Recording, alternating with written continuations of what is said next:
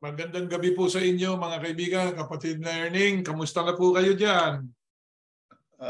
Magandang gabi sa inyo dyan, mga kapatid, kapatid na Jeriel, at dito'y umuulan. At Isipin nyo, napakabilis ng isang linggo. Ito na naman tayo, araw naman po ng Huwebes at ika-6 na po at 3 episode na po tayo dito sa ating programang mga tanong ng mga Bereano. Kung hindi pa alam ng mga tagapakinig natin, sino ba yung mga Berean, yan yung nakikinig. Nakinig po yan kay Apostol Pablo at saka kay Silas, pero bago nila sinampalataya ng itinuro sa kanila, nagsaliksik muna at binasa ang Biblia, binasa ang nakasulat, binasa ang kasulatan, at tiniyak nila na yung sinasabi na pangangaral ni Apostol Pablo ay talagang salita ng Diyos. At saka nila niyakap ang pananampalataya, kapatid na Erning. tama yun. Kaya ang mga Bereano ay dapat na maging modelo ng mga tagapakinig ng salita ng Diyos. Tama. Yan po ay hindi natin alam noong tayo nandoon sa iglesia na ating pinanggalingan. Basta doon sa iglesia na yon, tayo po ay pagkapit natin ng tarjeta, nakahanda na tayo, ano man ang sabihin nila, wala na, basta makinig lahat, ina-assume na natin na puro tama. Ganun Hindi po lang ang yun. nangyayari. Ang pinag-uukil-kil sa isip natin ay yung Macedonia na ang naratibo ay ang pagkolekta ng salapi sa mga miyembro. Yun ang naratibo ng Iglesia ni Cristo, pagkolekta. Walang masamang kumulekta ka. May abulo yun nga noon ang unang mga taga-sunod ni Yahusha. Nag-aabuloy din sila. Pero yung abuloy na yun, kapatid ni Erning, sa ating ginawang pag-aaral po, para itulong sa kapwa nila Kristiyanong nangangailangan, hindi para ipangbili nung tinatawag na yun po yung ginagamit nilang yung pagbili ng mga ari-arian. Ininvest po doon sa sa realtor o realty. Ayan, sa real estate, diyan naka-invest ang mga handog nila at mga abuloy nila. Kaya nauwi sila bandang uli, nagtayo ng isang malaking gusaling, tinawag pa di umanong Philippine Arena, pinaarkila naman kung saan-saan para pagkakitaan. So, yan na yung ngayon ang nauwi sa negosyo. Di ba? Nauwi. Hindi po ganyan ang layunin ng ating Panginoong Yahushua na magnegosyo siya. Kaya nagturo ng paghahandog. Ba, hindi ho. Para tumulong sa ating kapwa. Sabi nga, tulungan yung ibang mga kongregasyon noon o mga lokal noon na nangangailangan. At para maipadala rin kung saan mangangaral ang mga apostol, katulad ni Apostol Pablo. Tama. Kaya ang kaukulan ng paabuloy noon na nalilikom nila ay sa isang godly, holy na gawain. Ayan ang ginagawa po natin ngayon. Kaya tayo nakapagpapatuloy ng pag-aaral, pagbibigay ng mga salita ng Diyos sa lahat ng kinapal sa buong mundo sa pamamagitan ng teknolohiyang ito. Ito po yung isa pinaggugugulan natin ng ating mga handog. At pagkatapos, kung saan man pupunta yung ating ministro, kung merong ihahandog na bata, may ikakasal, na ipadadala po natin yung ating pinadadala ng mga kapatid kung saan man siya naroon, ang ministro para tulungan yung ibang mga kongregasyon o mga lokal sa iglesia. Lokal ang tawag. Sa atin ang tawag natin, iglesia. Para ipadala doon sa ibang iglesia. Yung church. Ano po? Yan ang ating paraan ngayon sa ginagawa nating paglilingkod. Kaya dito, kapatid na Erning, alam nating malinis ang ating pananalapi sapagkat kailan pa man walang pwedeng mga has na gugulin yun sa kanyang pansarili. Ano po? Kaya ganito ang aming laging sinasabi sa mga tagapakinig, maging Bereano kayo, magsaliksik muna kayo bago kayo sumampalataya. Yun, nasagot doon sa tanong kung bakit. Dapat talaga maging Bereano para malaman natin kung yung ating pong inihahandog ay nagagamit sa kanyang kaukulan. Yan. Okay? Bueno, bago tayo magpatuloy ay mananalangin po muna tayo. Aman Diyos, salamat pong minsan pa sa pamamalagi po ng aming buhay. Namamalagi po ang aming pong mga lakas at namamalagi ang mga biyaya, tinatanggap namin sa mabuting kaparaanan. Amen. Purihin ang iyong pangalan. Dinadakila ka po ng aming mga kaluluwa. Dakilan Diyos bilang pagpapatuloy namin, sapagkat patuloy mo rin naman kaming binubuhay, ang aming unang sagutin ay ang ipamahagi po ang iyong mga salita. Maawa ka po sa amin, Panginoon Diyos, sapagkat kami salat sa kaalaman. Mga taong limitado ang kaalaman, kaya lang namin na ituturo ang mga salita mo ay sapagkat ginagabayan mo kami sa nakaraan. Naway gayon din ang gawin mo po sa pagkakataong ito upang ang mga salita mo na amin pong babasahin at ipahayag ay makarating sa mga tao ng maliwanag. At ito po naway sama-samang sampalatayanan upang lalo kaming makatugon sa layunin ng pagkakalalang mo sa amin. Ganito pong aming buong tiwala, ang aming pagkakasalay minsan pa na ipinatawad mo sa amin sa pangalan po ng iyong anak, ang Panginoong Yahushua na aming tagapagligtas. Amen. Ngayon po ay ika-14 ng Setyembre 2023. Araw po ng Huwebes ngayon. Kapatid Nerling, sabi nyo kanina, umuulan dyan sa inyo. Oh, yeah. Malakas ang ulan at mag-uulan pa sa mga darating na mga panahon. Bueno, kapatid na Jeriel, didiretso na tayo sa ating pong topic. Ano po? Matatandaan po natin doon sa aklat ng Deuteronomio, sa Kapitulo 30 ay nag-alok ang Panginoon Diyos sa tao. Ang sabi niya ay ilalagay niya ang buhay at ang kamatayan, ang pagpapala at sumpa. Kaya pinamimili ng Diyos ang tao. Yun ang kahayagan na ang tao ay hindi nilikha bilang parang robot na kontrolado ng Diyos. Ano po? Kasi ayaw ng Diyos na kaya lang susunod ang tao dahil sa kontrolado sila ng Panginoon Diyos. Ang Diyos ayaw niyang kontrolin ang nilikha niya, di ba? Binibigyan niya ng kalayaan. Pero ako bilang isa, naalaala ko yung pinanggalingan kong relihiyon o iglesia ni Kristo, kontrolado ho tayo roon. Kaya napag-iisip-isip ko ngayon lang sa mga panong ito, nang tayo alisin na roon sa samahan nila, na doon pala hindi tayo tunay na malaya eh. Tama. Sapagkat ang tunay na malaya, yung tumanggap ng tunay na aral ng Diyos, sapagkat the truth, ang sabi, the truth will set you free. Di po ba? Eh kung tayo po ay kontrolado ng leader, wala sa atin ang truth. Anong nasa atin? O di yung opposite ng truth, di po ba? Eh ang Panginoon Diyos po, hindi ganun eh. Ang Diyos na dakilat manlalalang, binigyan niya ang tao ng karapatang mamili.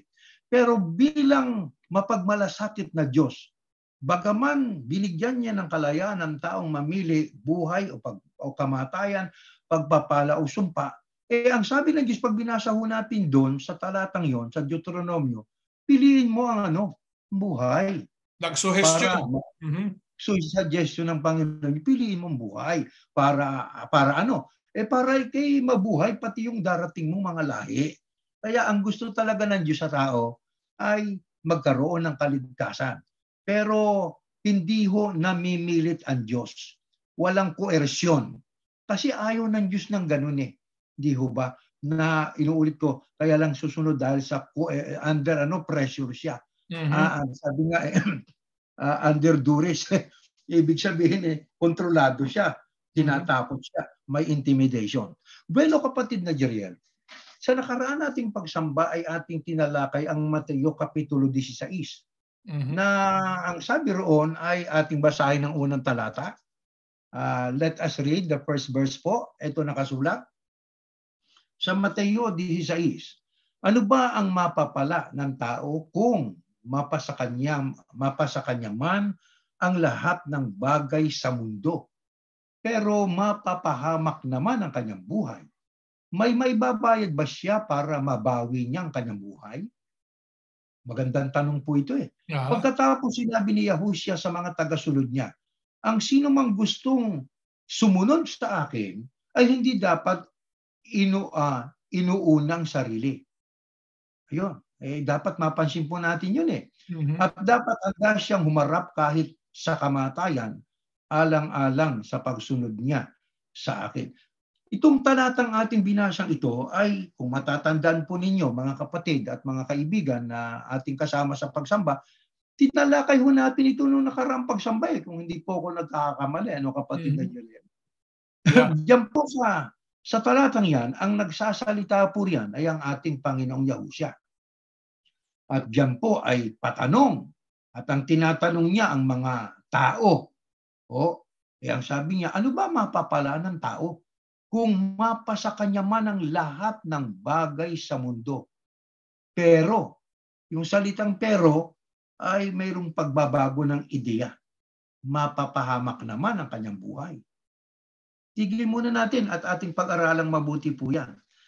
Di ba tayo nasa mundo ngayon? Tama. Ang tao na sa mundo, naglalakbay sa mundo, natural, ang ating pong hilig ay sa mundo. Ang Panginoong Yahushua, nang isugo ng Panginoon Diyos, ay mayroon siyang dalang kaligtasan. Pero ang sabi niya, para maligtas ang tao, ay kailangan siyang sumunod sa Kanya, sa Panginoong Yahushua. Pero may problema, kapatid na Jeriel. Ano problema ng tao? Di yung karaniwang problema. Ano yung karaniwang problema? Hadlang sa pagsunod kay Yahushua. Di yung mga makamundong bagay. Ano ba ang nai-o-offer ng mundo, kapatid na Jeriel? Siyempre, nandiyan ang kayamanan, nandiyan ang kabantugan, sisikat ka, magiging pinaka-importanting tao ka sa buong mundo, magiging makapangyarihan ka, dadami ang ari-arian mo, at iba't iba pa. Marami po ang alok ng mundo Di ba? Pero diyan sa sinabi ng Panginoong Yahushua, sige na nga, mapasa iyo na lahat ng mga bagay sa mundo. Pero itong sabi, mapapahamak naman ang kanyang buhay. Kaya dito ay ating pong dapat matimbang-timbang na meron pong mga tao na sagana pero may kapahamakan naman ang kanyang buhay. Yun namang mga taong sumunod kay Yahushua, yun naman na magkakaroon ng buhay na hindi pwede nating sabihin basta buhay. Yun ang tunay na buhay Diretsahin na natin. Ito pa sabi ng Panginoong Yahushua, may maibabayad ba siya para mabawi niya ang kanyang buhay? Kaya itong ating pong pag-iral sa mundo na minsan, mga kaibigan, ay kailangan natin gamitin itong buhay sa kanyang kaukulan.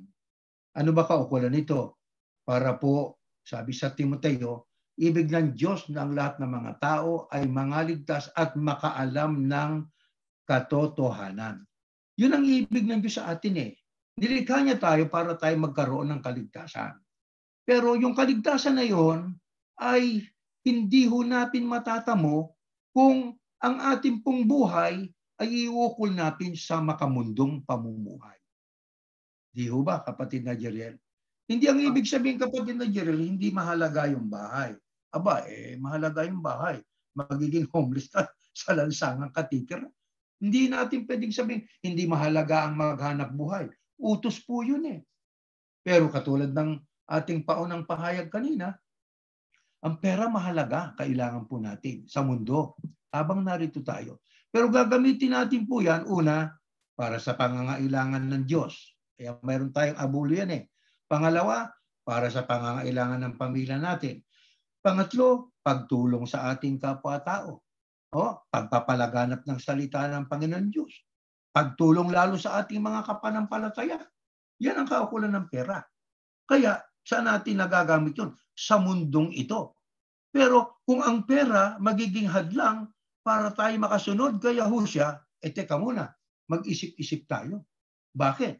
Pagka dahil sa pera at makamundong hangarin, ang atin pinili ay mas tayo ay kumiling sa buhay na ito, at hindi na tayo sumunod kay Yahushua, ang tanong, may maibabayad ba siya para mabawi niya ang kanyang buhay? Wala, nandiyan na rin ang sagot. Hindi walang bigay-bawi. Pagka tayo po, ang ating buhay, iniukol na natin sa panglupa, at hindi na tayo sumunod kay Yahushua, at ang sinunod na natin ay iba, delikado buhay natin. Kaya ang tanong ni Yahushua, may maibabayad ba siya para mabawi niya ang kanyang buhay? Kaya sinabi ngayon sa 24 ni Yahushua, sinabi ni Yahushua sa mga tagasunod niya, ang sino mang gustong sumunod sa akin ay hindi dapat inuunang sarili. Kaso dyan sa ating pinanggalingan, puro pansarili kapatid na Jeriel. Ay, ang inuuna yung sarili niya, yung pinuno. Yeah. Akong una ha, meron akong mansyon, meron akong security, meron akong escort. Sabi nga, mga ngasiwala ng pagsabi, sa katutak pa yung kasama di ba? Yeah. Hindi sa kapatid na Jeriel. Sabi nga tuloy, kapatid na Jeriel. Gusto mong sumunod? Sabi ng Panginoong Yahushua sa akin. Sabi ng Panginoong Yahushua, hindi mo dapat inuuna sarili mo. Pero diyan sa iglesia ang pinaggalingan natin, inuuna sarili. Pati yung iglesia ang kinagisnan ng maraming Pilipino, yung Iglesia Katolika, yung pinuno doon, inuuna sarili niya. Yeah. Ganun yung mga organized religion Yung mga organized religion, ang inuuna sarili niya.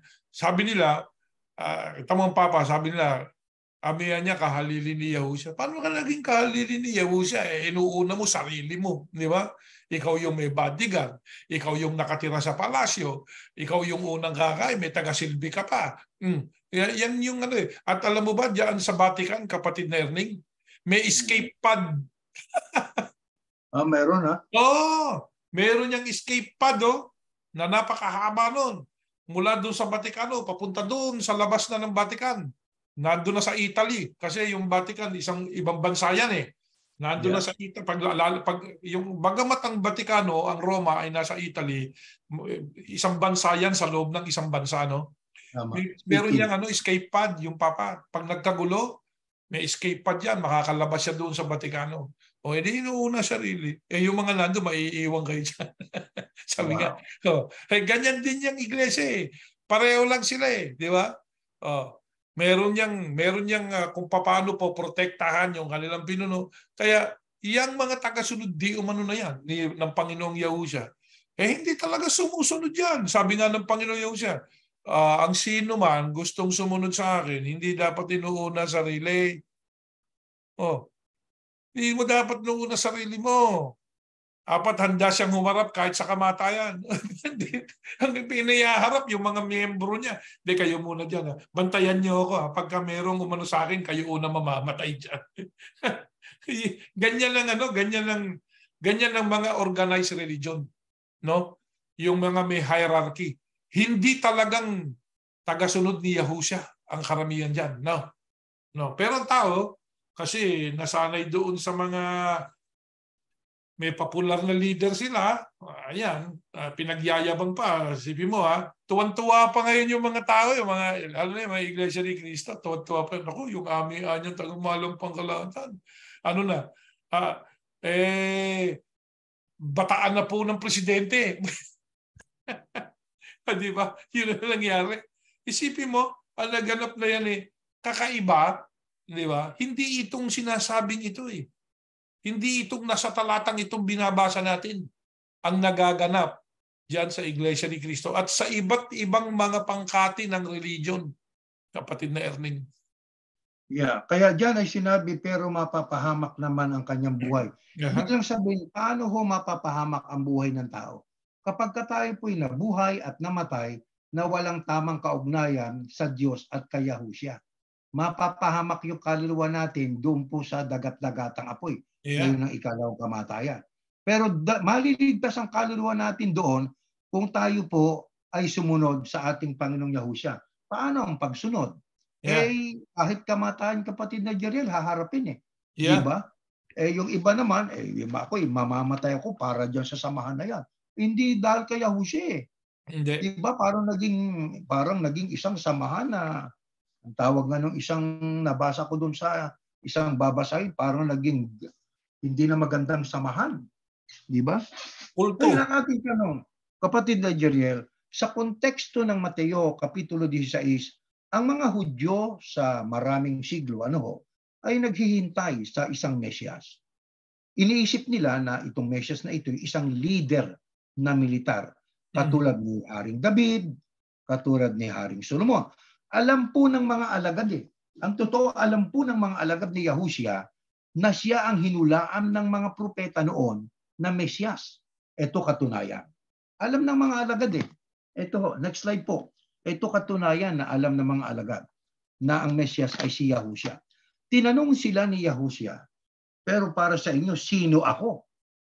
Sumagot si Pedro, kayo po ang Kristo. Ano ibig sabihin ng Kristo? Mesyas. Yan. Sa Mateo naman, 16:16.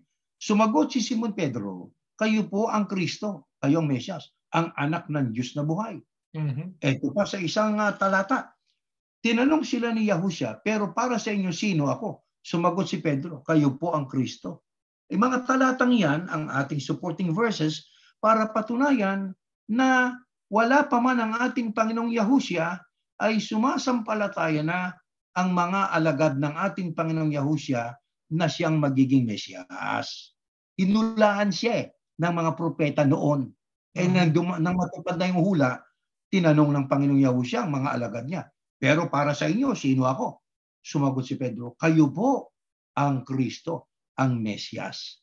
Mga kapatid, ang mga Hudyo noon, nakararaming Hudyo, panahon ng ating Panginoong Yahushua, ay kaya hindi nila hanggang ngayon, hindi nila matanggap ang Panginoong Yahushua ang Mesyas sapagkat iba ang Mesyas na inaasahan nila kaysa Mesyas na dumating sa kanila.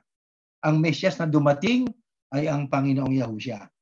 Siya ang isinugo ng kanyang ama para sa kaligtasan ng tao. Ngayon, ang Panginoong Yahushua, kapatid na Jeriel, ay naparito hindi para lupigin ang bansa o ang gobyerno, agawin ng gobyerno. Kundi may hula sa kanya. Naparito siya para siya po ay magdusa at mamatay sa kamay ng mga tao na mga salarin. Ito katunayan. Marcos, itong ating suporta dyan. Next slide, 9:30 to 31. Umalis sila sa lugar na yon at dumaan sa Galilea. Ayaw ni Yahushua na malaman ng mga tao na naroon siya. Dahil tinuturuan niya ang mga tagasunod niya. Sinabi niya sa kanila, ako na anak ng tao ay ibibigay sa kamay ng mga tao na kumukontra sa akin. Papatay nila ako, ngunit muli akong mabubuhay pagkaraan ng 3 araw. Ang Mesyas na dumating, alalaong bagay ang Panginoong Yahushua, ay kakaiba sa inaasahan ng maraming Hudyo. Di ho ba? Ang inaasahan nila, yun po ang siyang magpapalaya sa kanila mula sa mga Romano. Pero ang dumating na Mesyas, siyang ating Panginoong Yahushua, ang sabi niya sa mga alagad niya, ako na anak ng tao, ibibigay sa kamay ng mga tao na kumukontra sa akin. Papatay nila ako, ngunit muli akong mabubuhay pagkaraan ng 3 araw. Yan ang ating Panginoong Yahushua. Kaya dahil po diyan sa kanyang pinahayag na yan, magdurusa siya, papako siya sa krus, mamamatay siya, bubuhayin siya mag-uli. Hanggang ngayon, ang mga present na mga Hudyo sa Israel, hanggang ngayon ayaw nilang tanggapin ang Panginoong Yahushua na siyang Mesyas. Bakit nga po? Iba kasi yung inaasahan nila. Dahil nga doon sa nangyaring yan, ang Mesyas na inaasahan nila ay iba sa kanilang inaasahan, hindi leader na militar para sila'y mapalayasan ng sa mga Romano, ayaw nilang tanggapin ang ating Panginoong Yahushua bilang Mesyas. Ngayon, ang tanong ito, ano ang hinulaan ni Yahushua na mangyayari sa kanya? Ayon pa rin sa Kapitulo 16 ng Mateo. Next slide po, ito nakasulat. Mula noon, ipinaalam na ni Yahushua sa mga tagasunod niya na dapat siyang pumunta sa Jerusalem at dumanas ng maraming paghihirap sa kamay ng mga pinuno ng mga Hudyo, ng mga namamahalang pari at ng mga tagapagturo ng kautusan. At siya ipapapatay nila, pero sa 3 araw ay muli siyang mabubuhay. Hinarap ni Yahushua si Pedro at sinabi, lumayo ka sa akin, Satanas. Pinipigilan mo akong gawin ang kalooban ng Diyos. Dahil hindi ayon sa kalooban ng Diyos ang iniisip mo, kundi ayon sa kalooban ng tao. Anong hula ng ating Panginoon? Ano ang hinulaan ni Yahushua na mangyayari sa kanya? At ano naging reaksyon ni Pedro ang apostol? Kasi pinaalam ng ating Panginoong Yahushua sa mga tagasunod niya na siya'y pupunta sa Jerusalem, dadanas ng maraming paghihirap. Ano pat siya ay pahihirapan ng mga pinuno ng mga Hudyo, mga paring namamahala at tagapagturo ng kautusan. Ipapapatay siya. Alam niyo nang marinig yun ni Pedro, malayo nawa ito sa iyo, Panginoon. Aba, parang nagmalasakit si Pedro, ano? Pero ang sagot ng ating Panginoong Yahushua sa kanya, lumayo ka sa akin, Satanas. Bakit? Tinawag ng Satanas si Pedro. Kilala niyang si Pedro yon. Bakit tinawag nga niyang Satanas? Pinipigilan mo akong gawin ang kalooban ng Diyos kasi ang isip ni Satanas, hindi yung gawin ang kalooban ng Diyos kundi kontrahin ang kalooban ng Diyos. Pigilang matupad ni Yahushua ang kalooban ng Diyos. Kaya sa puntong iyon, tinawag ng Panginoong Yahushua si Apostol Pedro na Satanas sapagkat ang kaisipan niya ay kaisipan ni Satanas para wag matupad yung kalooban ng Diyos. Ano ba kalooban ng Diyos? Ang anak niya ay magdaranas ng paghihirap at siya ay ipapako sa krus, siya ay papatayin para sa ikatutubos ng kasalanan ng mga tao. Ang sabi ng Panginoong Yahushua, yan ang daranasin ko. Kaso ho, ang nasa isip ni Pedro, bagay na makamundo. Di ho ba? Kaya ang sabi ng Panginoong Yahushua, pinipigilan mo yung kalooban ng Diyos na matupad Yang iniisip mo, hindi ayon sa kalooban ng Diyos yan Ayon yan sa kalooban ng tao Kaya tinawag ng Satanas. Kaya alam nyo, sa mundong ito, habang naglalakbay tayo, marami po ang alok ng diablo. Napakarami po niya. Kaya ang dapat po sa atin, maging matalino tayo. Paano magiging matalino? Kailangan po ay pagka may alok sa atin na para bagang pabor sa gusto natin, para bagang pakikinabangan po natin, atin munang usisain, teka muna, pagka ito ba ay aking dinakma at aking pong niyakap ito ba ay makakapagpalapit lalo sa akin sa Diyos o ilalayo ako nito sa Diyos? Kailangan maisip natin yon. Hindi basta-basta na tayo po ay gagawa na tatanggap ng isang alok ng mundo na hindi natin iniisip kung ito'y makapagdudulot ba ng kapurihan sa Panginoon Diyos. Di ho ba? Kapatid na Jerian. Sa panong ito ngayon sa paghirap ng mundo, ang tao po ay naghahanap ng lunas. Hanggang sa ang tao ay matuksong gumawa ng labag na sa kalooban ng Diyos. Di ho ba? Kaya may mga krimen mga pagnanakaw, tumatanggap ng suhol, tumatanggap ng iba't ibang mga alok para lang siya ay makatanggap ng hinahangad niya para siya'y makatawid sa araw-araw ng kanyang pamumuhay. Pero bilang mga tunay na lingkod ng Diyos po, kailangan sa atin ay ating iniisip na yung ating pong tatanggapin ay hindi magdudulot ng bagay na mamumuhi sa atin ng Diyos. Kailangan po yung ating pong gagawin na pagpapasya, yung pong hindi po maglalayo sa atin sa Panginoon Diyos. Ano, kapatid na Jeriel? Kaya kapag tayo ay sa ating paglalakbay sa buhay na ito, minsan nawawalan tayo ng trabaho Di ba? Tatatanggal tayo. Nag-iisip ang tao, ano bang lunas ngayon? Ito, kahit na ito'y labag sa kalooban ng Diyos, gagawin ko to. Kalooban ng tao yung sinunod mo Nagdamdama sa iyo ang Diyos. Bakit?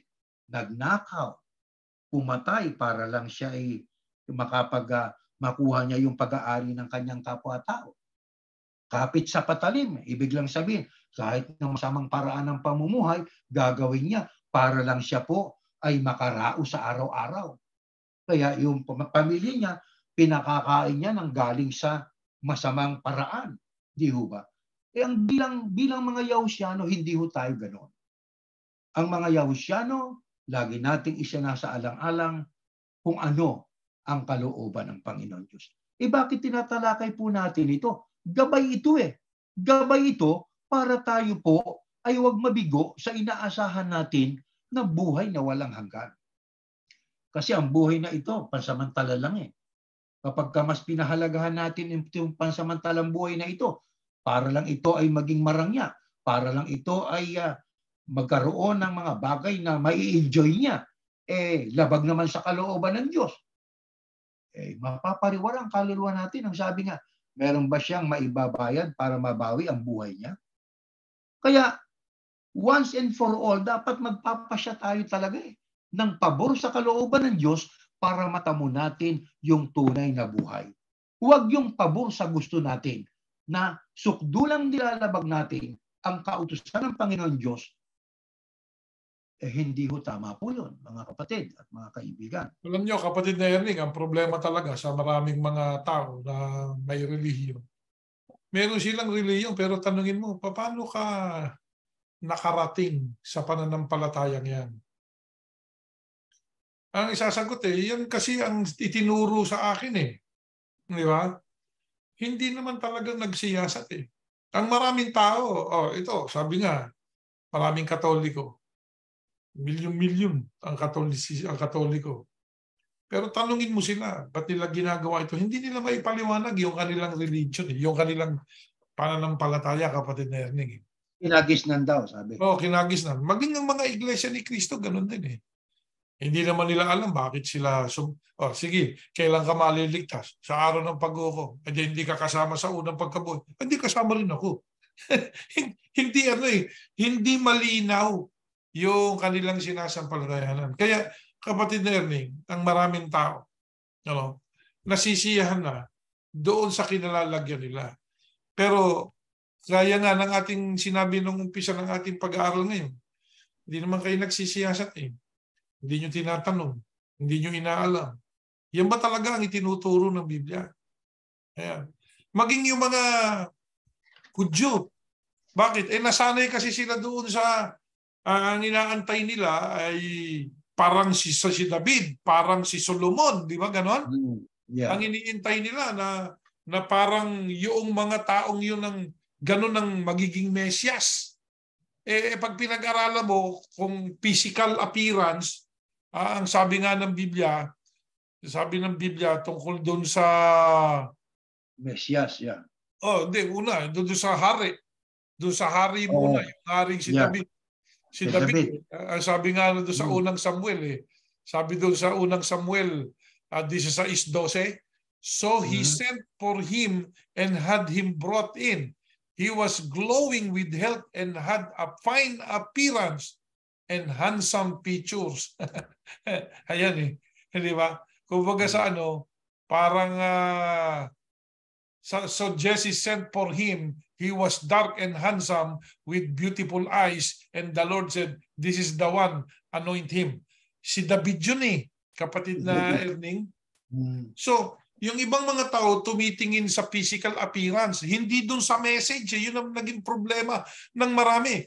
Yung mensahe dapat ang tignan ng tao, hindi yung appearance. Ganyan na uwi ang mga Israelita.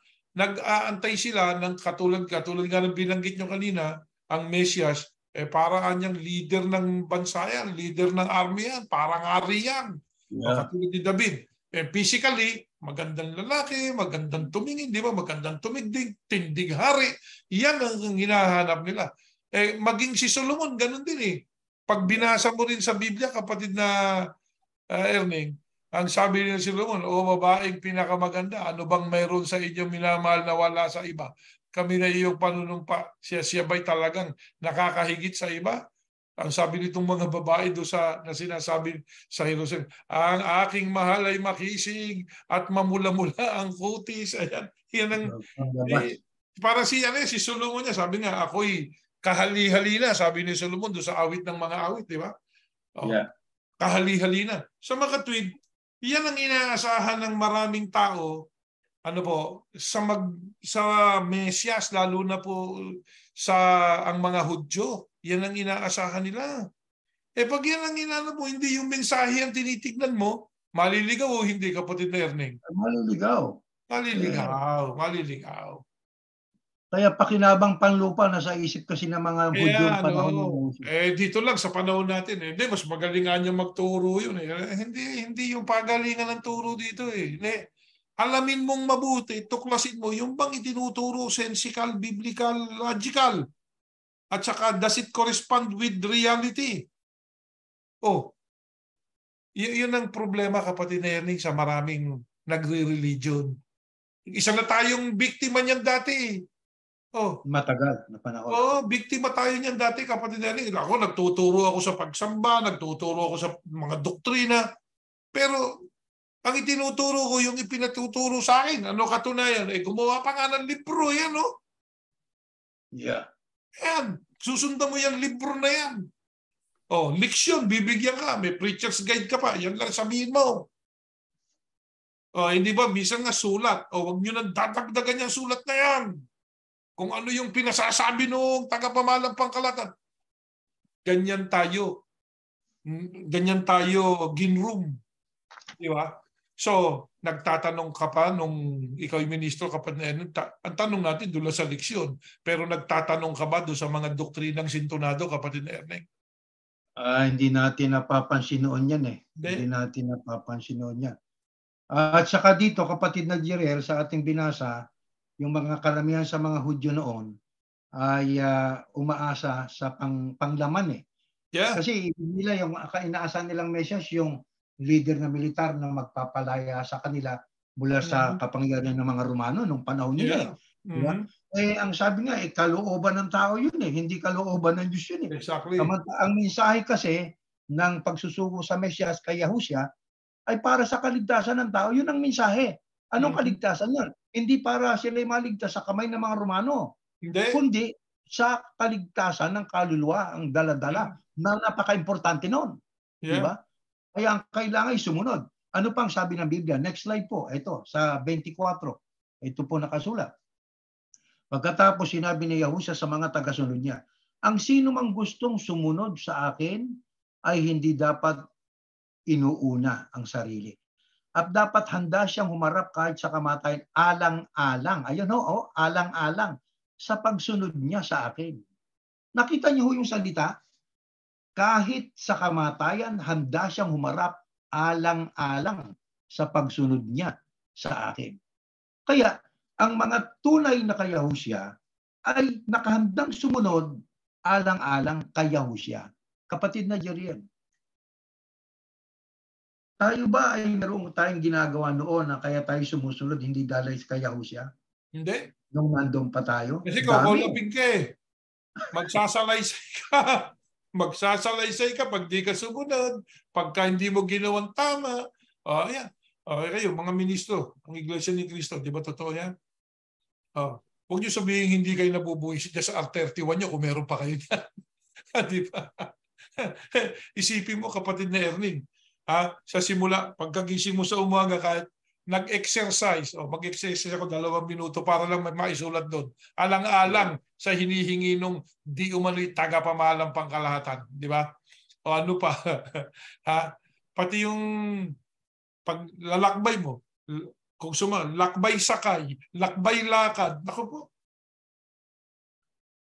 Alam mo, ngayon iisip natin yung ating kalagayan doon sa iglesyang yan.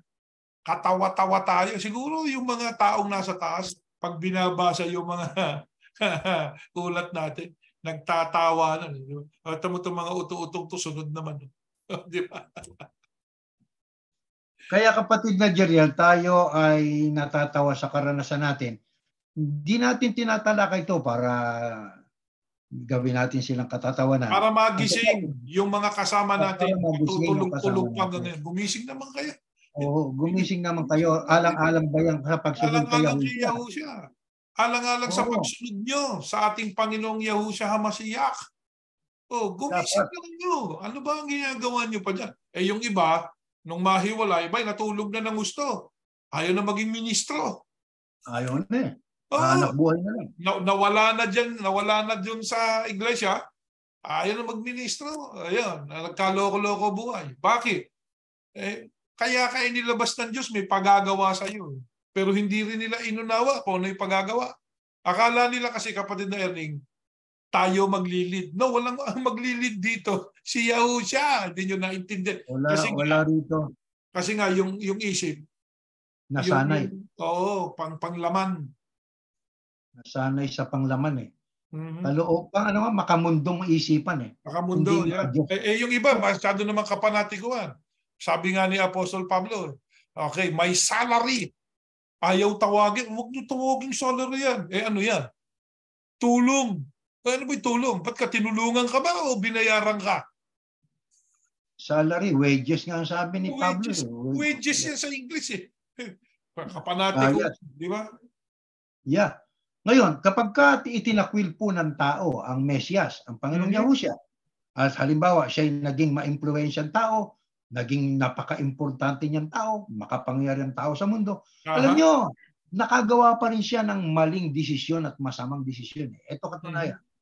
Ito kasi sabi, next slide, 16:27, si Panyas, sapagkat ako na anak ng tao ay darating.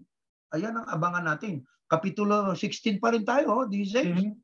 Sapagkat ako na anak ng tao ay darating kasama ang mga anghel at taglay ang kapangyarihan ng Ama. Sa araw na yon, gagantimpalaan ko ang bawat isa ayon sa kanyang mga gawa.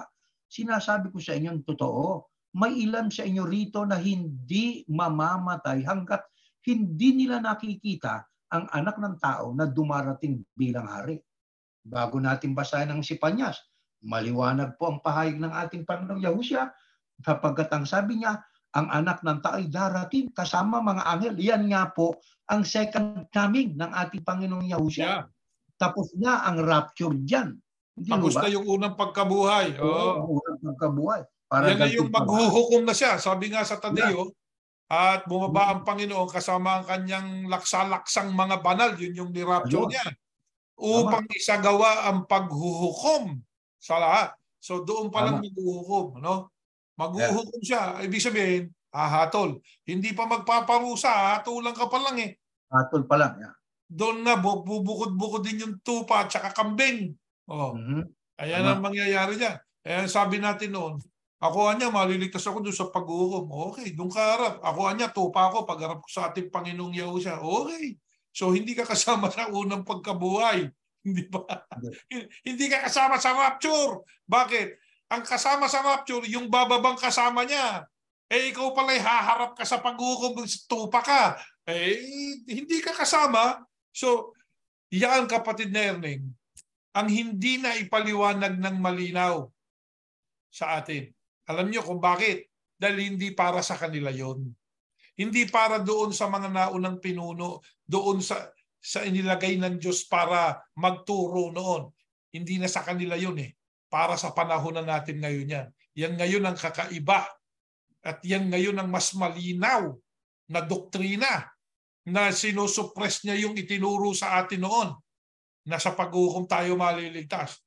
Pero kasama pa rin daw tayo sa araw ng unang pagkabuhay. Magulo eh. Pero ngayon nilinaw na ng Diyos. Nilinaw ng Diyos. Nilinaw ng Diyos yan. Ayan po, yung si Panyas. Ngayon, ang sabi nga, bakit kung sa pagtatakwil mo kay Mesyas, naging mayaman ka, naging makapangyarihan ka, pero ang totoo, masama pa rin yung desisyon mo, mali pa rin yun eh. Kasi ito sabi kasi Panyas, sinabi ni Yahuwah, ipaparanas ko ang paghihirap sa mga tao at lalakad sila na parang bulag dahil nagkasala sila sa akin. Dadaloy na parang tubig ang kanilang dugo at mabubulok na parang dumi ang kanilang bangkay. Hindi sila maililigtas ng kanilang mga pilak at ginto sa araw na ipapakita ko ang aking galit na parang apoy na tutupok sa buong mundo sapagkat bigla akong lilipulin ng lahat ng naninirahan sa lupa. O, naging mayaman ka nga, naging makapangyarihan ka. O, di ba? Naging ma-impluwensya ka. Itinakwil mo naman ang Yahusya bilang Mesyas. Ayan o, ano magagawa ng pilak mo? Ano magagawa ng ginto mo? Ang sabi ng Biblia, hindi sila maililigtas ng kanilang mga pilak at ginto. Pero kapatid Erning, ang Diyos nagpipilit iligtas ang maraming tao. Totoo yun. Kaya nga, naglagay pa siya ng 1,000 taong kingdom para baguhin ang tao. At isipin nyo, para ka lang makasunod, pipiliting ka na. Hindi ba? Oo, kasi ang pangangasiwa na ng Panginoong Yahusya sa araw ng kanyang pag-aari, kamay na ba ka na sa usama katwid para ka maligtas, pipilitin na kita. Yan ang ano eh. Ngayon, kung yung iba, alam nyo, kahit pilitin yung iba, pag matigas ang ulo, ay wala yan. Wala din. Wala din mangyayari. Kaya, wala nang mas mahalaga po kaysa kaligtasan po ng kaluluwa. Sa totoo lang, kapatid na dyan. Sana po matawagan tayo ng pansin. Lahat ng tao po ay nangangailangan po ng katotohanan ito. Wala nang mas mahalaga kundi ang kaligtasan ng kaluluwa. Ang ipagpalit ito sa anuman o kanino paman ay isang kahangalan. Isang kahangalan po yun. Di ba, kapatid na Jeriel? Isipin nyo, katulad nito, yung iba ay kung ano-anong pinagkagagawa. Utos daw ito ng Diyos. Pagsunod to sa utos ng Diyos eh. Pero pag siniyasat mo naman, hindi naman pala utos ng Diyos yun. Kasi may mga truth na truth sa kanila pero hindi truth sa Diyos eh. Di ba, kapatid na Jeriel? Yeah. At saka isa pa ito eh. Ang utos sa mga Yahusyano, sa mga tagasunod ni Yahusya, marunong kang tumanaw ng utang na loob. Di ba? Yun ang isa sa mga doktrina eh. No? Liwanag yun. Oo, pinaliwanag sa atin yun. Marunong kang tumanaw ng utang na loob. Alam mo kung sino yung tatanawan mo ng utang na loob? Dito sa atin, kapatid na Erning. Ito na lang. Ako magsasalita from the heart. Di ba? From the heart. Meron akong kapatid na ministro din. Kilala mo yun. Di ba? Yeah. Kilala ko yun. Yan, ilang beses inalisan ng karapatan yan. Sino nagalis? Yung kinikilala niyang tagapamahalang pangkalahatan. Inalis. Ano pang inalis sa kanya? Yung ikabubuhay niya. Walang tulong. Yung walang sweldo. Inalis sa karapatan. Sino ang hininga ng tulong? Ako. Ngayon, tinakwil ako dahil hindi mo na ako kapanampalataya, di ba? Hindi na ako naniniwala dyan sa paniniwalang ipinangaral sa atin na meron naman dahilan kung bakit hindi ka na dapat maniwala sa maraming bagay dyan. Pagka siniyasat natin, kapatid na Erning, iyan nga ang batayan lang nila panlaman. Di ba? Hindi naman, at saka siniyasat natin, yung ba talagang utos ng Diyos? Hindi naman. Talaga bang may talaan sa lupa ang Diyos para matala ka sa langit? Wala. Wala kang mababasa. Kayo, ang tanong ko ito, doon sa kapatid ko nga. Bakit nagawa na magtakwil ng kalaman dahil inutusan ka? Inutusan ka naman, hindi ka naman nagkusa eh. Di ba? Ano katunayan, kapatid na Erning, na inutusan sila? Ako. Ano katunayan inutusan kayo? Na itakwil kami. Pinasa sa circular eh. Huwag tanggapin. Huwag batiin. Huwag tanggapin. Di itakwil. Ano pa? Hindi lang yun. Pinilipit pa yung talata. Sabi dun, huwag tatanggapin, huwag mong babatiin. Sabi nga, God bless you. O huwag ipanalangin. Alam niyo ba kung sino tinutukoy doon? Gumamit ng talata, pinilipit yung talata. Ayun, yung pumirma doon, sa atasan niya ng tagapamahalang pangkalahatan. Sa awat tulong ng Diyos na tiwalag din, pero ang pagkakatiwalag, hindi paninindigan. Hindi. Yan ang naganap dyan sa mga taong yan. Bakit nagkaganyan? Kasi nga, hindi nakabatay sa kalooban ng Diyos ang kanilang ginagawa. Hindi pa yan. Marami pang dilubyo. Kaya, yung amin pong sinasabi ng kapatid na Erning, mali kayo. Sabi nga makinig kayo. Saan? Sa nakasulat at nababasa nyo na binabasa rin namin. Hindi kami ang pakikinggan nyo. Ang pakikinggan natin yung aral ng Panginoong Yahuwah na ating Diyos at Panginoong Yahusya na ating tagapagligtas. Yun ang pakinggan natin. O paano nyo malalaman na kung ito nga pong aming binabasa, yun nga ang sinasabi ng Diyos? Basahin nyo rin. Kaya nga, lagi na kaya nga po natin sinasabi, hindi kami ang mahalaga dito. Hindi kami. Yung nagtanim, nagdilig, walang kabuluhan yun. Ang may kabuluhan, yung magpapalago noong itinanim. Ang Diyos. Kaya, mag-concentrate kayo sa aral. Hindi po dun sa nagsasalita. Yun nga meron na tayong kasama. No? Ito naman, hindi na natin babanggitin yung kasama. Sabi nung kanyang kamag-anak, huwag kang maniwala dyan sa Biblia. Paniwalaan mo yung nagtuturo. Naku po, baliktad. Iligaw na. Isipin mo yun. Paano nangyari yun sa isipan ng mga tao? Kasi nga, kapatid na Erning, parang Hudyo. Di ba? Na ano ginawa? Yung mga Pariseyo yung Hudyo. Pag sinabi natin Hudyo, mga Pariseyo. Ano yun? Sa pinuno ng ahawa. Hindi sa Diyos at sa kanyang bugtong na anak. Nakakahabag di ba, kapatid na Ernest? Totoo yun. No, Kaya, kapatid na Jeriel, puntahan natin sa Biblia. Meron po bang mga halimbawa sa mga tao noon, na buhay noon, na meron tayong matututunan sapagkat ang kanilang mas pinahalagahan yung mga bagay na hindi gaano mahalaga. Pinagpalit yung biyaya na galing sa Diyos Yung pagkakilala kay pinagpalit sa mga bagay na hindi gaano mahalaga. Basahin po natin next slide. Ito nakasulat sa aklat ng Mateo. Si Judas Iscariote na isa sa 12 tagasunod ay pumunta sa mga namamahalang pare.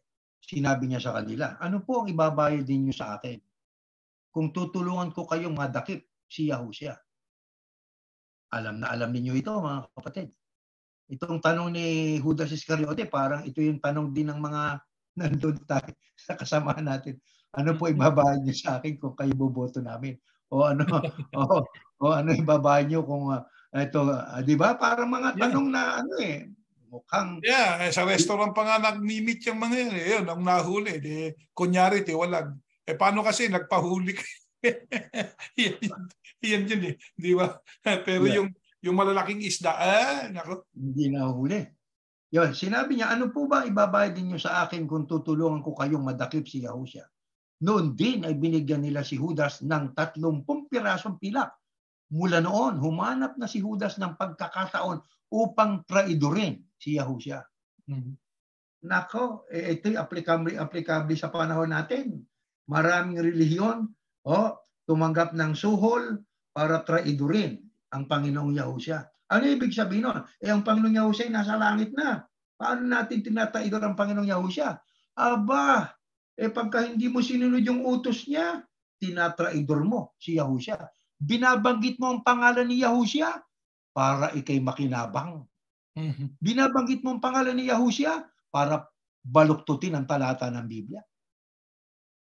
Di ba?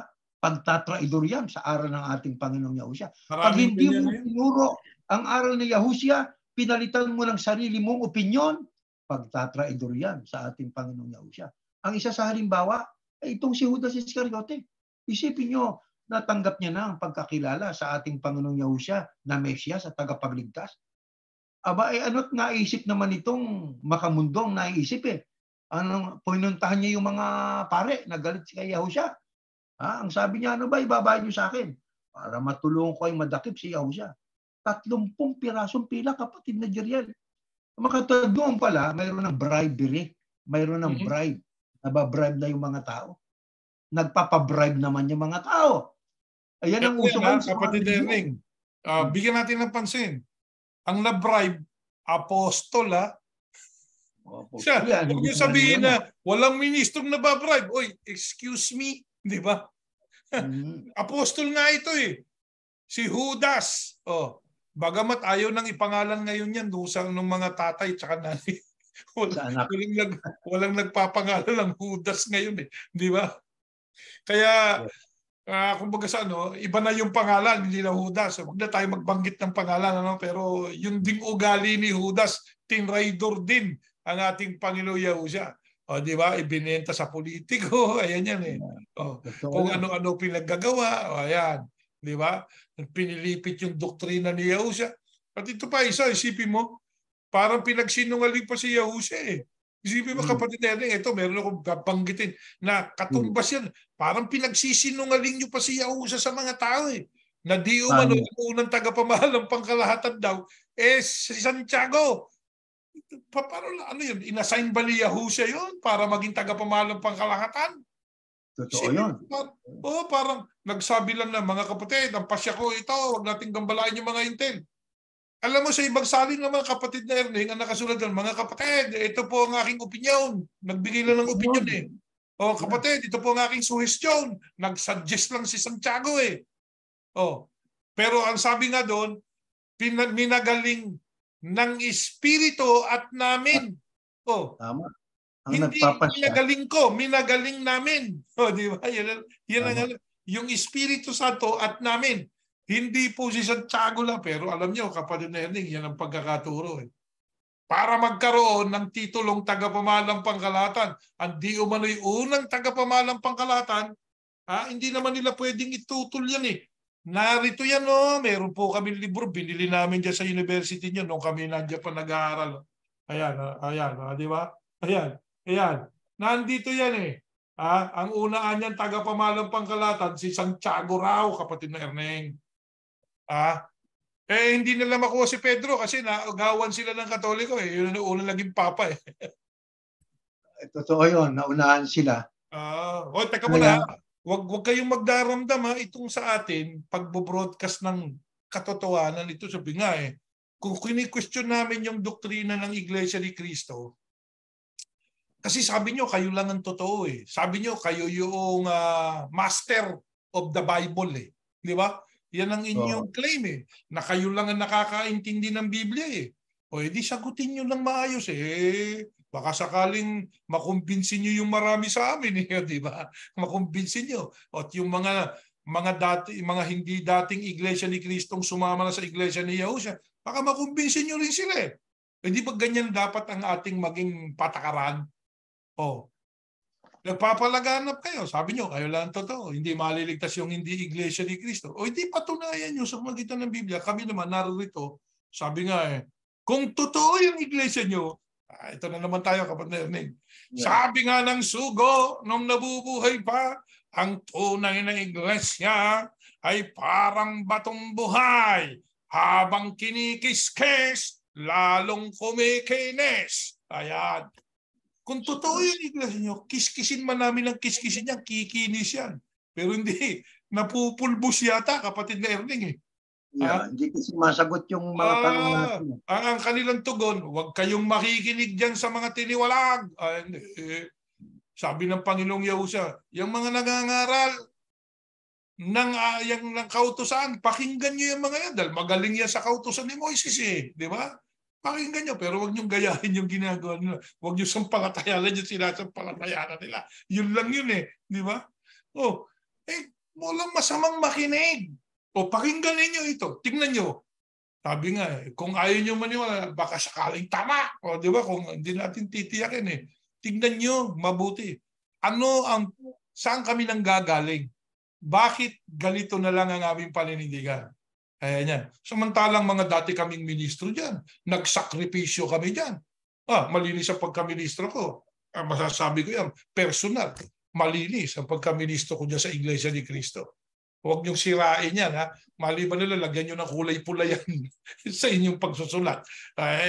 Hindi na totoo yan. Sa makatwid, ang ating pong sinasabi sa inyo, mga kaibigan, mga tagapakinig, at mga ministro ng Iglesia ni Cristo, gumising na ngayon. Huwag nating traidorin si Yahushua. Hindi. Sa pagtatapat po sa tao, kapatid na Erneng, tinatraidor si Yahushua. Totoo yun. Totoo po yun. Ay, sino pa po ang isa sa halimbawa na ang kanyang karapatan, mahalagang-mahalaga po yon, ay kanyang ipinagpalit dahil sa makamundong pangangailangan. Ito, sa pakibasa natin, kapatid na Jerian. Sinabi ni Esau, sige, ano bang gagawin ko sa karapatan na yan? Naku, isipin mo. Kung mamamatay din lang ako sa gutom. Ito naman pagkain, kapatid na Erneng. Tiyan. Sumagot si Jacob, kung ganoon, sumumpa ka muna sa akin. Kaya sumumpa si Esau na mapupunta kay Jacob ang karapatan niya bilang panganay. Mahalaga po kasi yung pagkapanganay nung araw eh.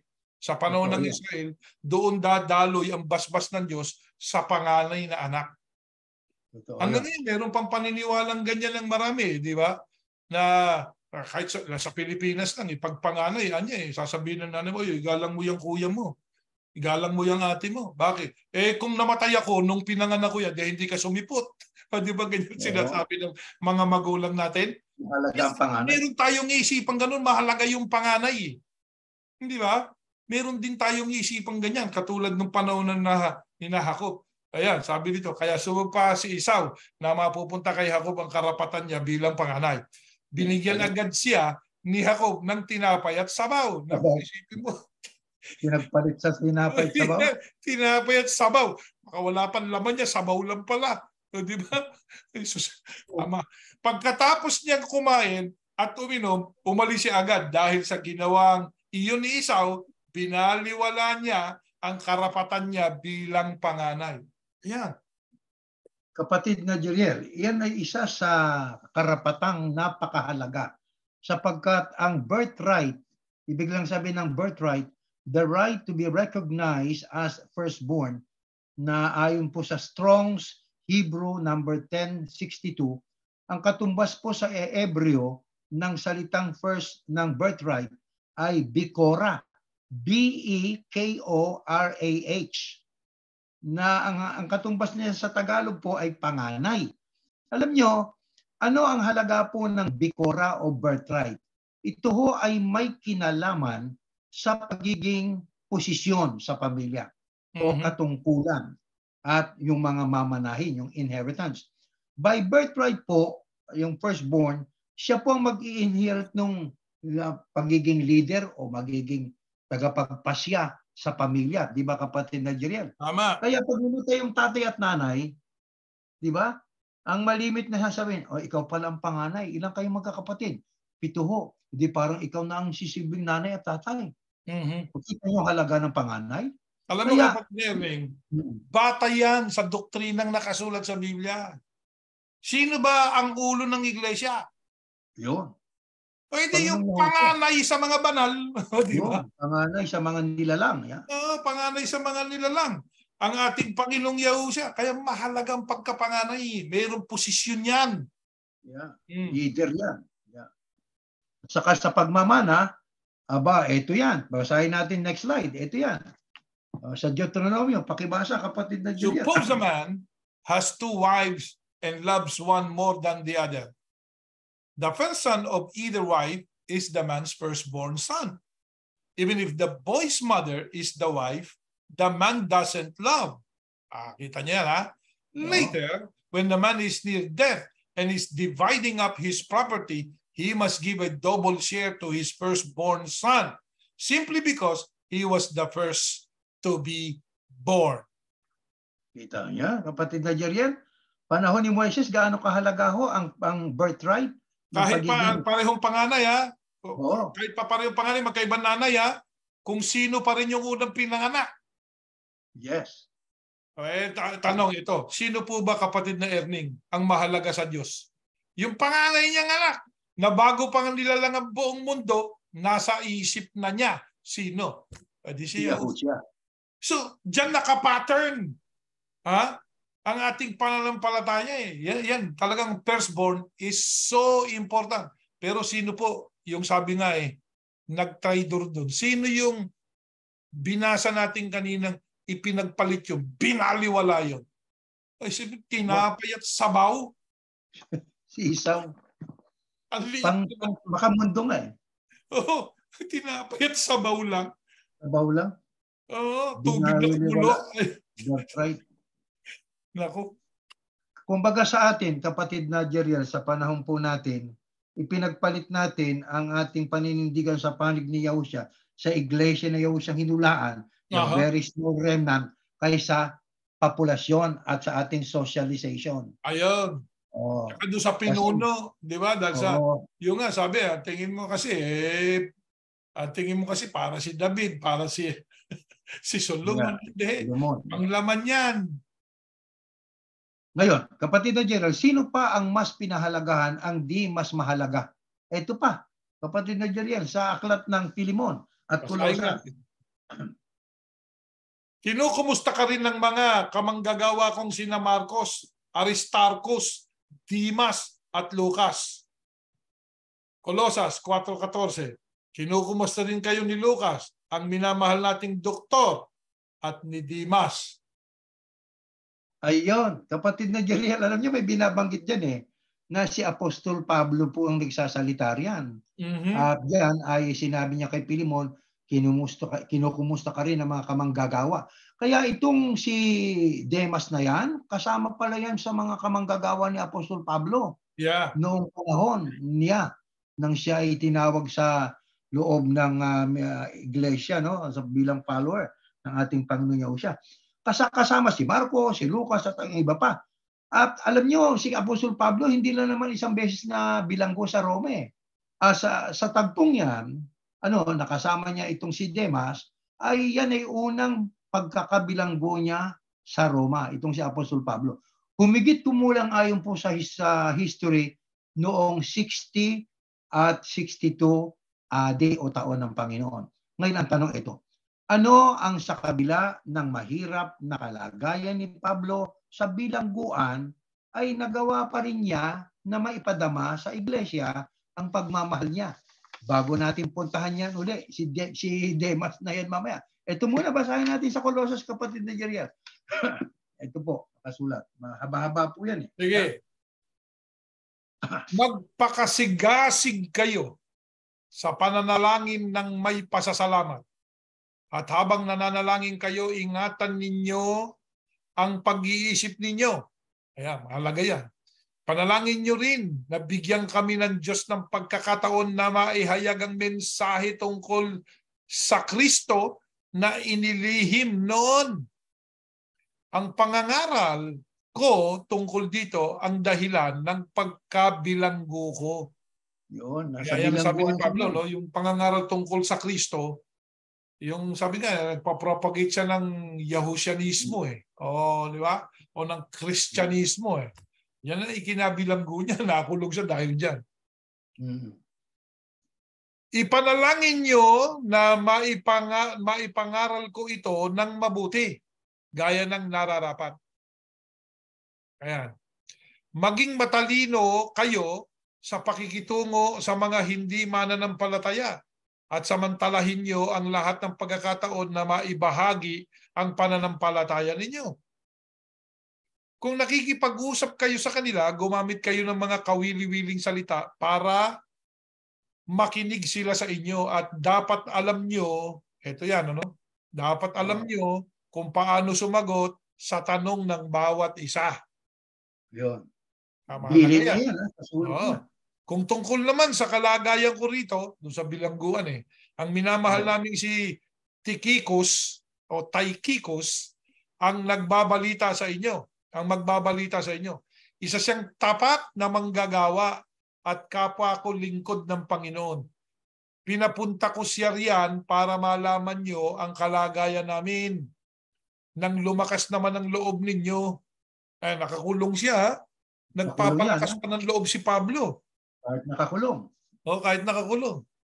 Kasama niya sa pagpunta riyan si Onesimos, ang tapat na minamahal nating kapatid na kababayan ninyo. Sila ang magbabalita sa inyo tungkol sa lahat ng nangyayari dito. Kinukumusta kayo ni na Aristarchus na kapwa ko bilanggo at Marcos na pinsan ni Bernabe. Gaya ng ibinilin ko sa inyo, malugod ninyong tanggapin si Marcos pagdating niya riyan. Teka muna, baka ito yung ginagamit nila. Iboto natin si Marcos. Hindi yan, ha? Medyo, sabi nga, nagpapatawa kasi kalbo na kami. Kaya pwede magpatawa. Sabi lang ko, sabi nga, pagdating niya riyan, kinukumusta rin kayo ni Yahusia na tinatawag na Justus. Yan. Sila lang ang mga Hudyo na kasama ko ritong naglilingkod para sa kaharian ng Diyos at pinapalakas nila ang loob ko. Sa bilangguan siya. Kahit nakakulong, nagagawa yung kanyang trabaho. Sumulat siya sa mga taga-Colosas. Kaya ang pagmamalasakit niya, ganun na lang. Pagpapatibay sa mga tagasunod ni Yahusia, pagpapalaganap, ipanalangin sila para magkaroon sila ng lakas ng loob sa pangangaral at maging maayos ang kanilang pagtuturo. At tinagubilin din niya, kapatid ni Jeriel, sa magitan ng kanyang sulat sa mga taga-Colosas na dapat kayo nakahandang sumagot sa mga tanong. Hindi sinabing magalit kayo sa mga magtatanong sa inyo.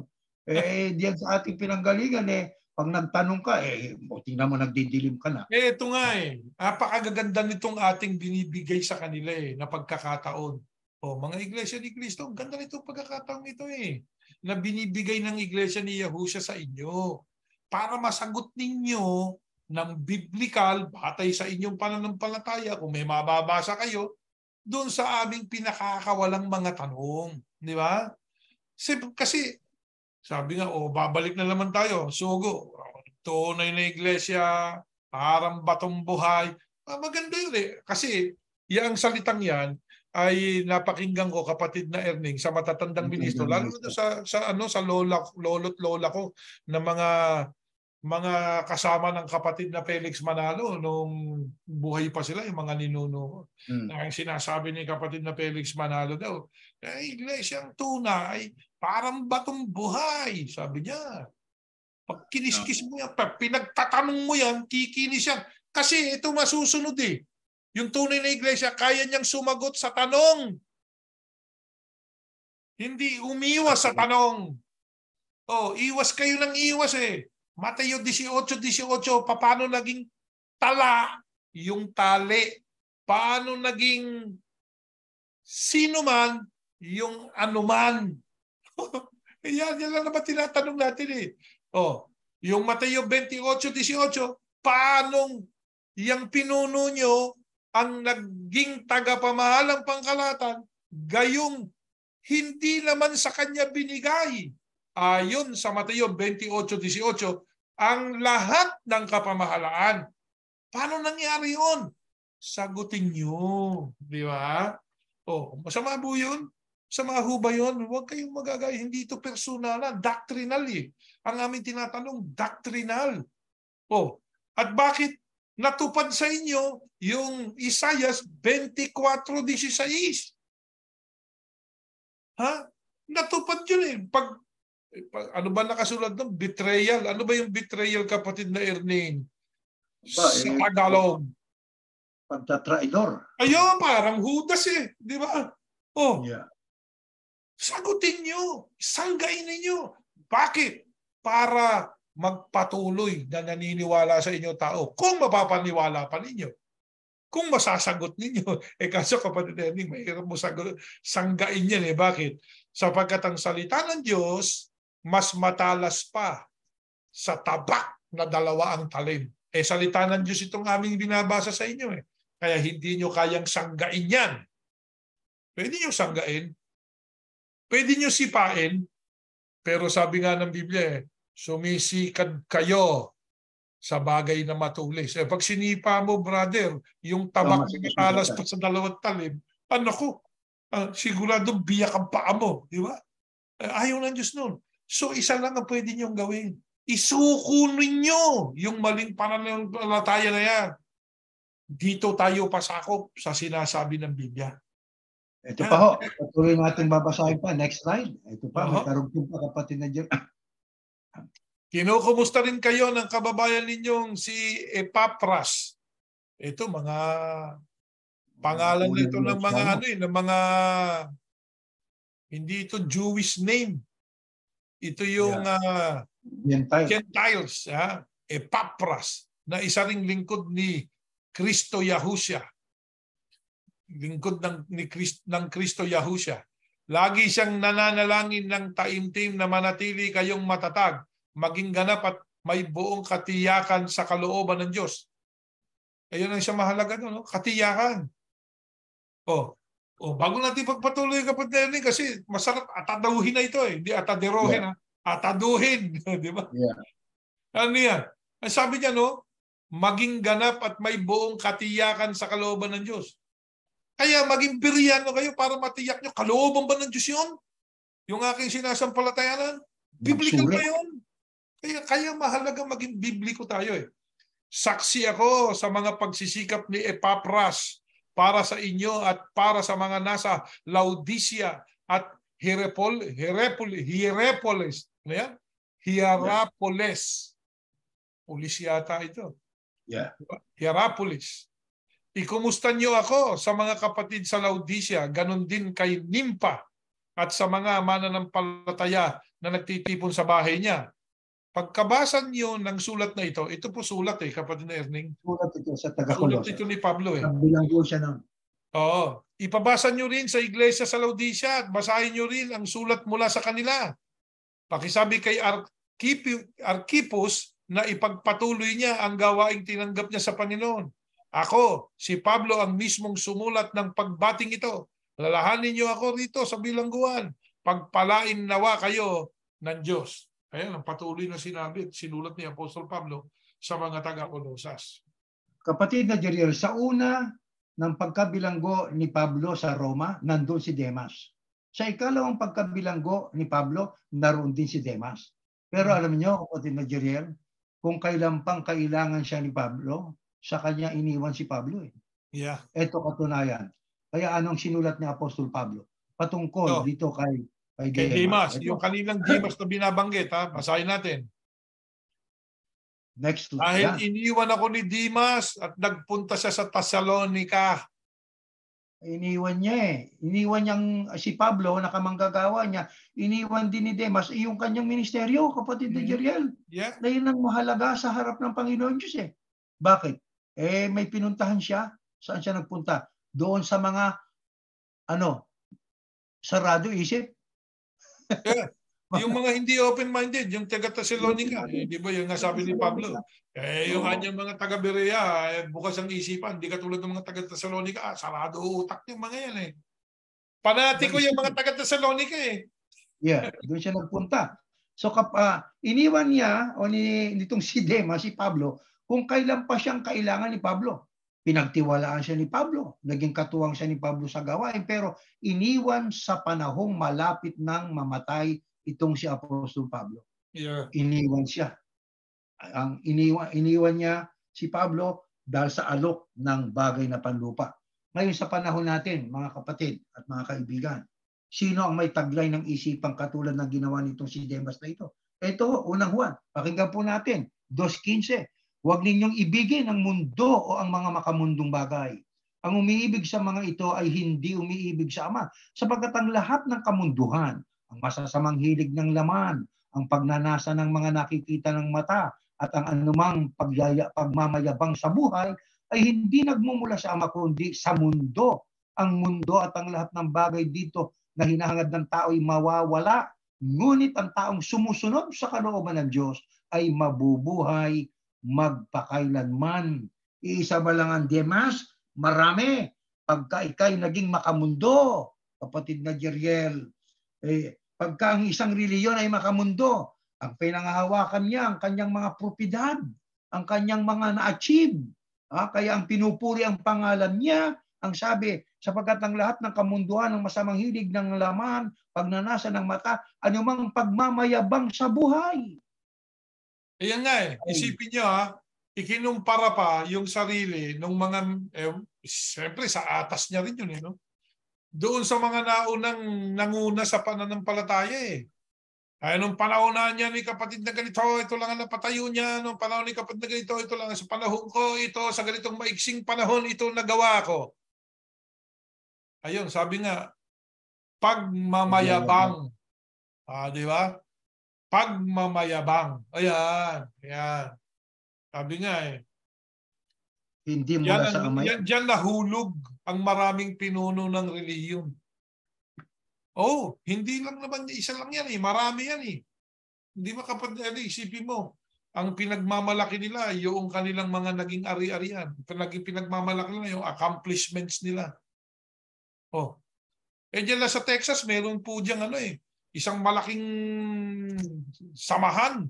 Sabi nga ang tawag nila dyan parang meron silang church, diyan na, gumagawa na ng libro, sarili niyang libro.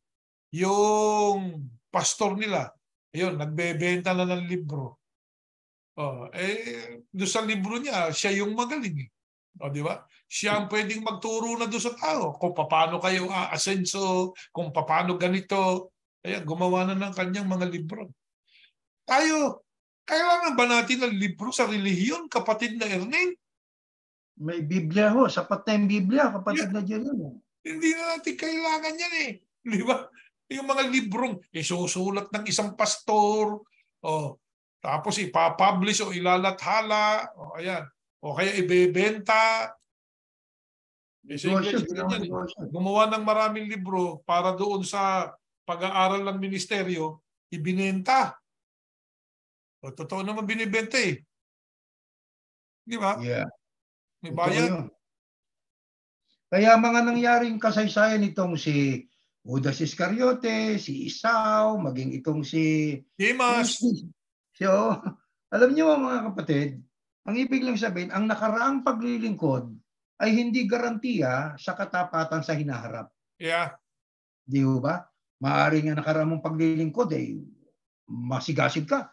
Pero hindi sukatan yan para at garantiya yan para ikay sabi mo sa hinaharap ganito pa rin ako. Hindi natin pwedeng sabihin. Kasi corruptible ang tao eh. Corruptible. Po siyang tao eh. Kaya habang tayo po ay taglay natin ang Espiritu ng Panginoon Diyos, yung tamang aral.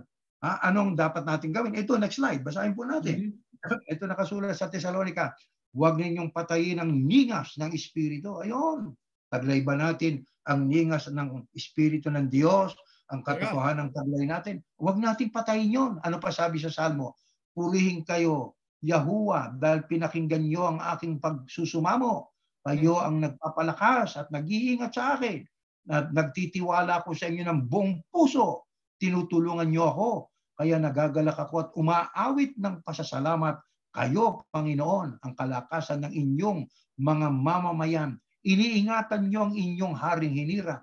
Si Haring David po yan. Diyan ay ating mararamdaman si David kumikilala, pumupuri at nagpapasalamat sa Panginoon Diyos. At ang kanyang pagtitiwala ay hindi half-hearted.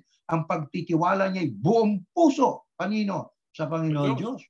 Buong puso siya. Kaya tayo, ganun din po. Ang pagsamba niya patuloy. Hindi ito sa English, kapatid na Erling, napakaganda sa Proverbs. He who pays attention to the word of God will find good and blessed, happy, prosperous, to be admired is he who trusts confidently in Yahuwah, understanding spiritual insight. Ayun. Diyan po namin kayo nahalit. Unawain yung mabuti yung spiritual insight. Yung nakasulat is a refreshing and boundless. Malalim po kapatid Erling eh. Ang balon ng karunungan ng Diyos eh. Di ba? Boundless eh. Wellspring of life to those who have it, but to give instruction and correction to fools. Sabi nga is foolishness. Ayan naman ang kaya hindi ho ito personalan eh. Yung mga fools, hindi namin ini-instructionan. Ang ginagawa po natin kapatid na Erling, nais natin na bawat isa sa kanila na nakikinig po sa programang ito, magsaliksik. Pati na yung mga pinunong binabanggit natin dito, brother, magsaliksik ka naman. Mag-aral ka naman. Huwag na yung nakaraang leksyon pa yung pinaggagawa mo.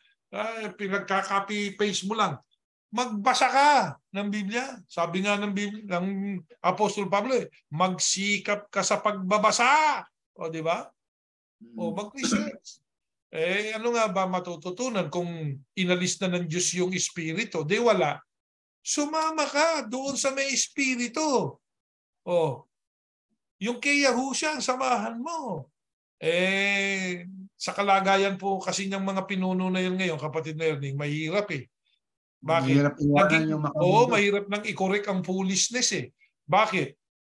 Naging foolish na sila because of power, fame, and money. Magiging foolish ka talaga dyan eh. Di ba? Bakit? Kasi akala mo yun ang kapangyarihan eh. Hindi mo alam ang kapangyarihan yung sa Diyos. Dapat kasi you pay attention to the word of God. Pay attention. Hindi sinabing twist the word of God. Pay attention to it. Ano ba sinasabi ng Biblia? Alam niyo, sabi nga yung sumulat nito, hindi naman yung pinuno ngayon di ba yung gumawa nito. So nakita mo yan, nabasa mo rin yan. O di ituwid mo, ba't di mo ngayon maituwid? Ang mahirap niyan kapatid na Jeriel, alam mong mali, hindi mo itinuwid eh. Yeah. Di ba? Hindi mo maituwid. Bakit ka mo? Kasi pag itinuwid mo, sigurado mag-aalisan niya mga miyembro niyo. Hindi ba? Hindi mo na pwedeng iturong makakapagtala ka sa langit. Patay ka ngayon. Di ba?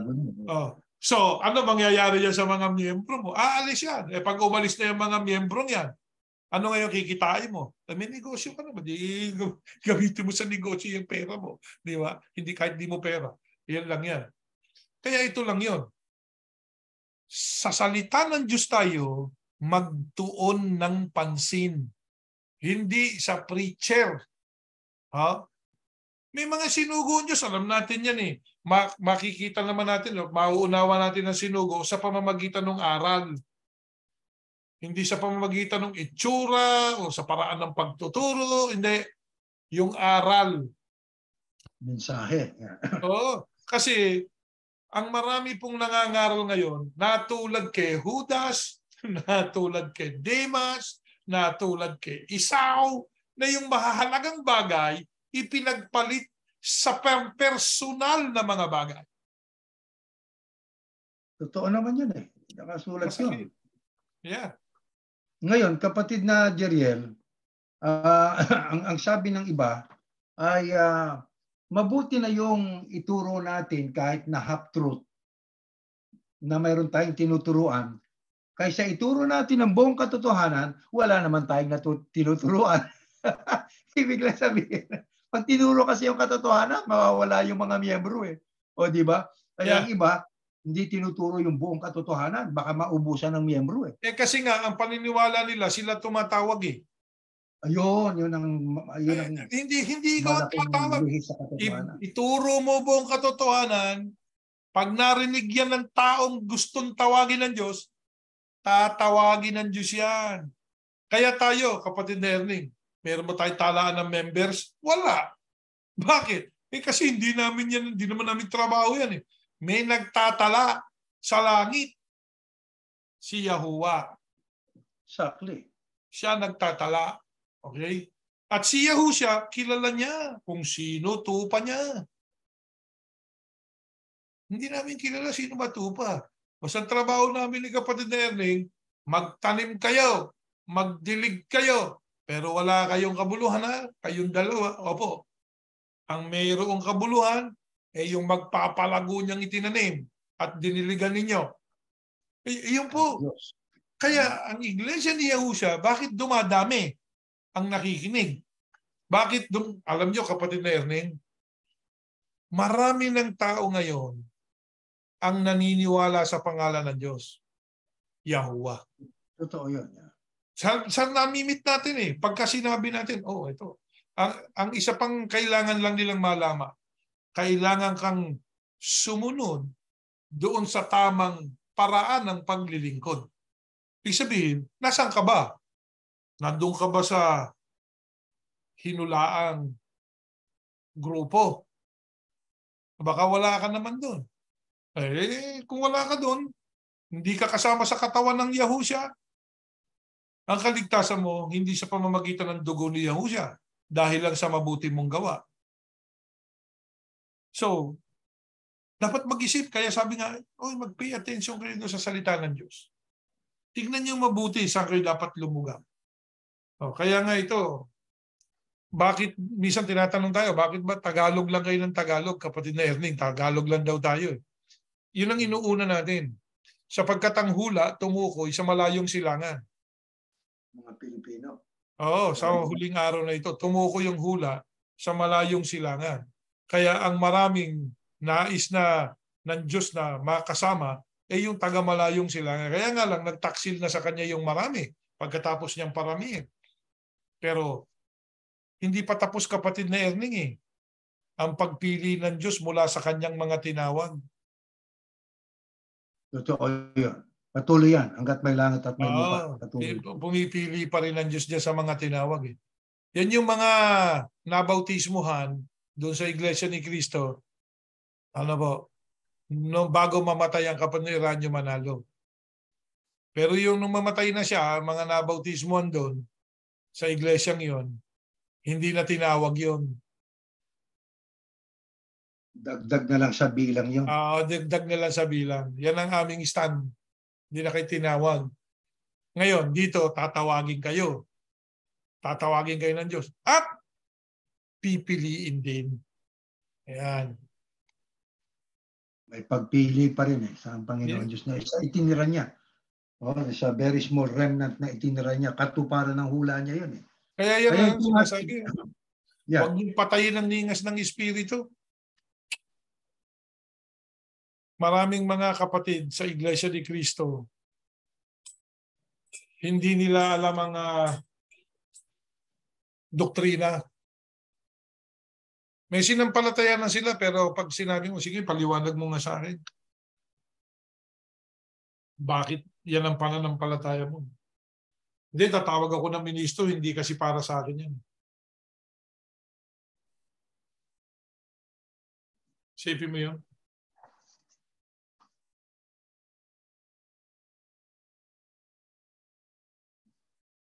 Kaya kapatid na Jerry, itong ating ginawang ito na tinema natin yung Kapitulo 16, ano?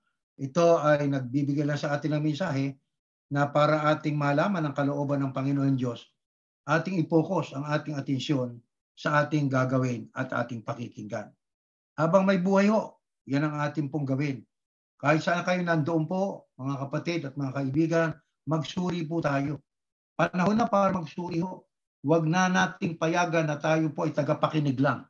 Kailangan po nakinig na, nagbabasa pa. Yeah. Kailangan na i-prove natin sa ating sarili. Basahin natin. Nagkakasala raw po kami pag ginawa namin yon. Dahil hindi ho kami ministro. Hindi ho totoo yon, mga kapatid. Di nagkasala sana yung mga taga mga Bereano, yung mga kapatid na Jeriel.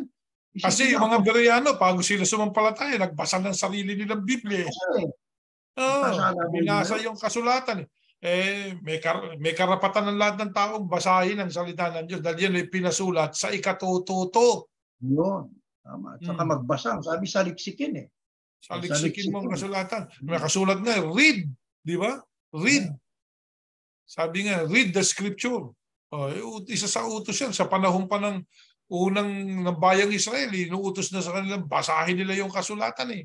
Yeah, saliksikin. Kasi marami ngayon ang mga leader ng religion ay corruptible. Tapos na-corrupt na yung marami. Nandiyan na yung papaniwalain ng tao na sila yung kahalili ng Kristo, yung pamagat ni Kristo nasa kanila, yung isa dyan sa Pilipinas, siya raw yung Kristo. Wow. Pero may naniniwala, kapatid na yun eh. Marami talagang gullible na tao eh. Hindi lang po, marami. Kaya sabi nga, ang kakulangan sa pagkaunawa sa aking aral ay ikapapahamak ng aking bayan. Nakasulat yun.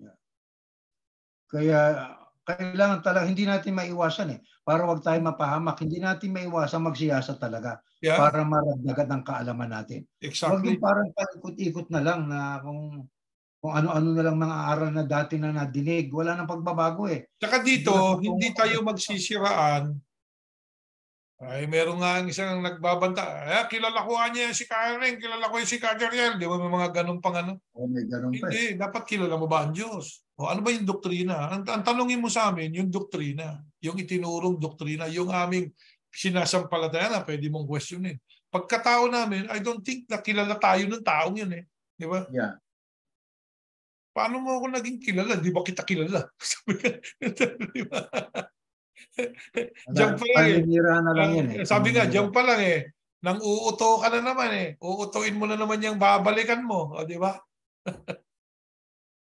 Kaya natutupad lang yung nasa Biblia na ang aso ay bumabalik sa kanyang sariling suka at ang baboy sa paglulubalob sa putika pagkatapos mong paliguan.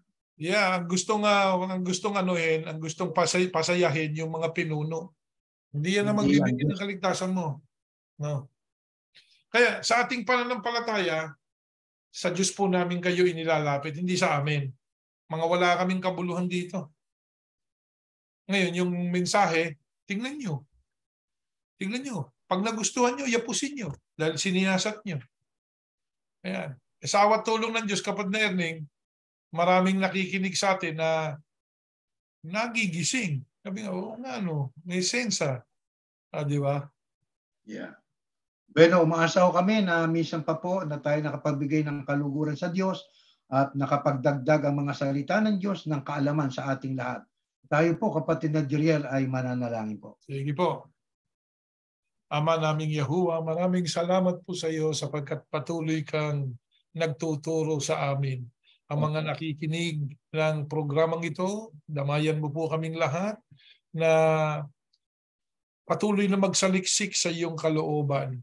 Opo. At matutunan namin, padala mo po sa amin ang iyong banal na Espiritu para maunawaan naming mabuti, Ama, ang iyong mga katotohanan. Amen. Tulungan mo po ang lahat ng tao sa mundong ito na Opo. sana'y magkaroon sila ng isipang hanapin ka, paglingkuran ka, siyasating mabuti ang iyong kalooban at magbigay sila magtuon sila ng isipan sa iyong mga katotohanan. Amen. Inananalangin din namin sa iyo, Ama, ang lahat ng mga pinuno ng bawat bansa. Opo. Bigyan mo pa kami ng kapayapaan para payapa pa kami makapaglingkod sa iyo. Ano na po mga leader ng organisadong relihiyon, maunawa sana nilang lahat na't lubos ang iyong katotohanan. Huwag magpayaman at gamitin ng iyong mga salita sa kapakinabangan nilang pansarili, kundi para sa kapakinabangan ng mga kaluluwang nais mong iligtas, Ama. Sumasampalataya kami, dininig mo po ang aming panalangin. Pinatawad mo ang aming kasalanan. Pinagpala mo na po ang lahat ng mga nakikinig sa programang ito. Sa pangalan po ng aming tagapagligtas, si Yahushua HaMashiach. Amen. Amen. Ayun po, kapatid na Erning, magandang gabi. Until next Thursday po, mga kaibigan. At sa pagsamba natin, samba po tayo ng Sabado at saka Linggo. Pag-aaralan naman natin mabuti yung gusto ng Diyos na maging paraan ng pamumuhay ng mga kay Yahushua. Ayan. Ano ba ang paraan ng pamumuhay ng kay Yahushua? Yan po ang ating tatalakayin sa ating pagsamba. Mahalaga din po yan, kapatid na Erning. Mahalaga ho yan. Kailangan po natin yung pattern ng pamumuhay na ayon sa kalooban ng Diyos. Kasi yung pananampalataya, kailangan gawa. Sige po at good night. Good night po.